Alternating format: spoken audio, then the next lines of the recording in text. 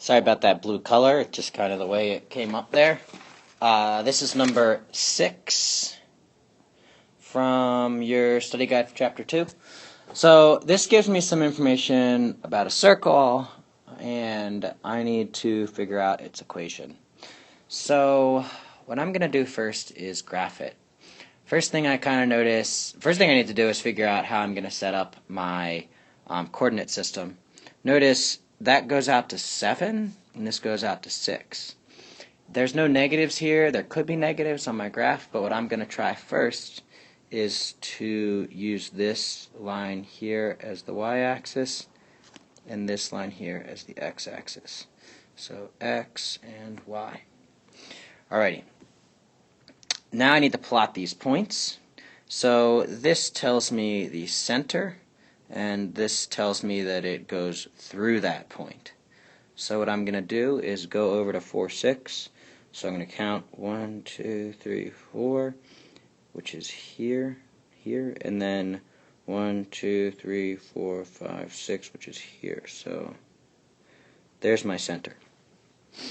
Now it tells me that it goes through the point 7, 3. So I go 7, so that puts me here, 3, it puts me here, and it goes through that point. So what I'm going to do here is build a little bit more of the circle so that I can get a good idea. So this is the radius, and I'll mark that.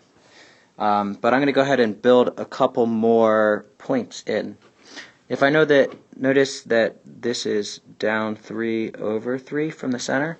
So what I'm going to do is do that from some other points. So let me put that guy back. So I'm going to go over 3, up 3 from the center and put a dot there. Over 3, up 3, put a dot here. Over 3, down 3, put a dot here. So I'm just going to sketch a circle in that looks not too bad. Just so that I can get an idea of what it looks like. So now remember that actually what I'll do first is I'll calculate the radius.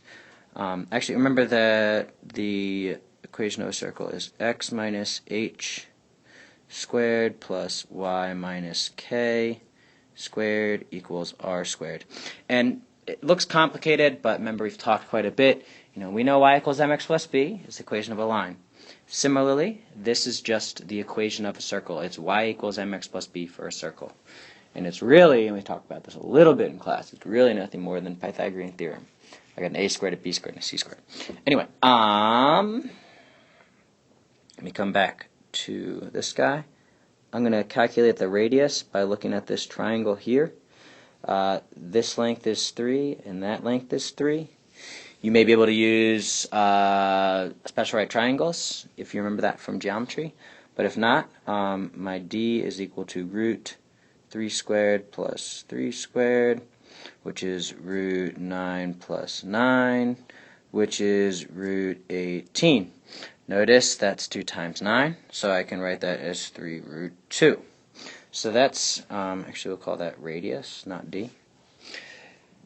Now the h comma k is pretty easy. It's that 4 comma 6.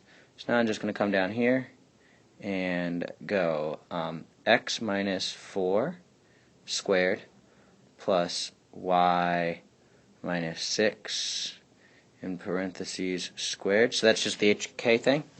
And now I need to set that equal to r squared.